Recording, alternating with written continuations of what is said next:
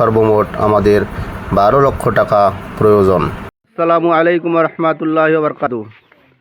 সম্মানিত সুধী, যেখান থেকে এই ভিডিওটা দেখবেন, এটা নীলফামারী জেলার ডোমার থানা সোনারা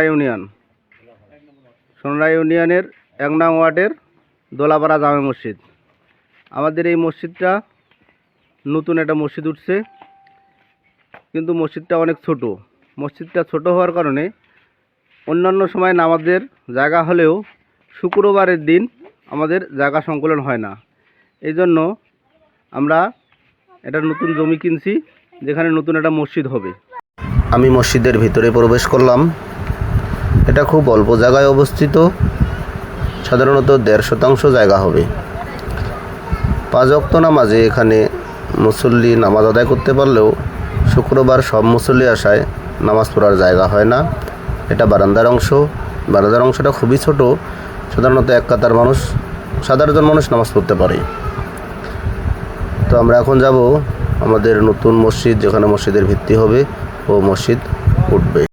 গত 6 মার্চ 2024 রোজ বুধবার হজরত মাওলানা মঞ্জুরুল ইসলাম আফেন্দি সাহেবের নেতৃত্বে আমাদের মসজিদের ভিত্তিপ্রস্তর স্থাপন করা হয়।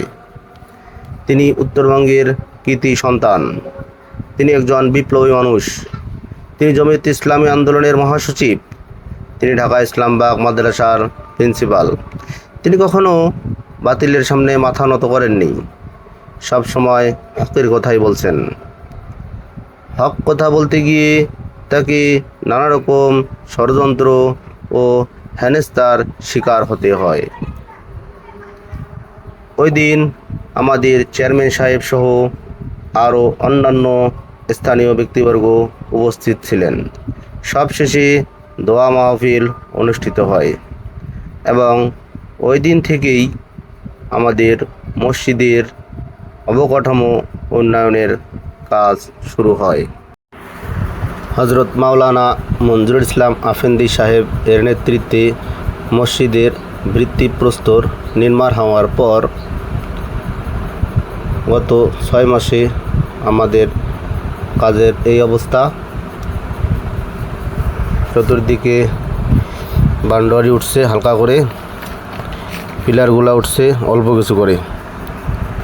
বর্তমানে আমাদের রড প্রায় 7 টন দরকার, যার বাজার মূল্য 6,50,000 টাকা।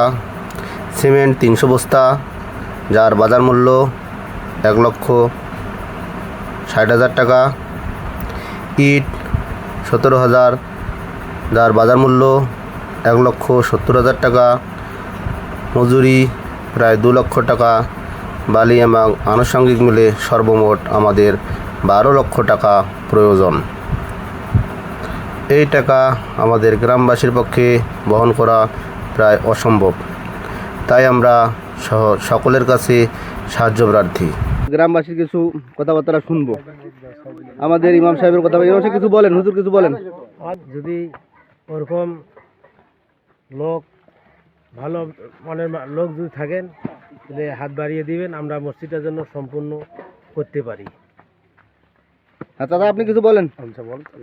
আসসালামু আলাইকুম। এখন আমরা মসজিদটা যে করব, সবার কাছে আমরা আবারও হাত বাড়াইছি যাতে মসজিদটা আমাদের নির্মাণ হয়, এই বলেই আমি আমার কথা শেষ করছি। আসসালামু আলাইকুম। আমাদের এই মসজিদটা নির্মাণ কাজ শুরু করার জন্য আমরা সবার কাছেই সাহায্য সহযোগিতা চাচ্ছি। সবাই যদি সাহায্য সহযোগিতা করে, ইনশাআল্লাহ আমাদের মসজিদটা নির্মাণ কাজ সফল হবে ইনশাআল্লাহ। দাদা কিছু বলেন। আসসালামু আলাইকুম। এবং এই জায়গাটা আমাদের মসজিদটা করার জন্য যদি হৃদয় ব্যক্তি থাকে এবং দান করার জন্য, তাহলে আমাদের সুবিধা হইতো। আসসালামু আলাইকুম ওয়া রাহমাতুল্লাহ। এই ভিডিও দেখে কোনো দয়াবান ব্যক্তি যদি কোনো সহযোগিতা করেন, তাইলে আল্লাহর রহমতে খুব ভালো হয়। আমরা আমার গরিব এলাকা এটা, আর মসজিদের এখানে মসজিদটা করার জন্য যদি কেউ সহযোগিতা করেন, তা খুব আল্লাহর রহমত ভালো হবে। সবাই সহযোগিতা করেন। আমরা অনেক জায়গা গেছি, মহল্লায় গেছি, সাড়া পাই নাই। আপনারা দেখেন সম্মানিত সুধী, আমাদের গ্রামের অনেক মানুষের বক্তব্য এখানে আছে। কারণ মানুষের বিভিন্ন সময় বিভিন্ন দ্বারে দ্বারে বিভিন্ন লোকের কাছে গেছে, অনেক সময় অনেক সহযোগিতা নিচ্ছে। এই সহযোগিতা নিতে যাওয়া অনেক সময় ব্যয় করতে হয়েছে। এখন যদি কোনো সহৃদয়বান ব্যক্তির কাছে আমাদের এই ভিডিওটা যায়, যারা একলাই একটা মসজিদ করে দিতে পারে, এরকম কোনো ব্যক্তি যদি এই ভিডিওটা দেখে, তো আল্লাহ তাদের ইহকাল ও পরকাল উভয়কালের কামিয়াবি দান করবে। এই বলে ভিডিও শেষ করতেছি। আসসালামু আলাইকুম রহমতুল্লাহি ওয়া বারাকাতুহু।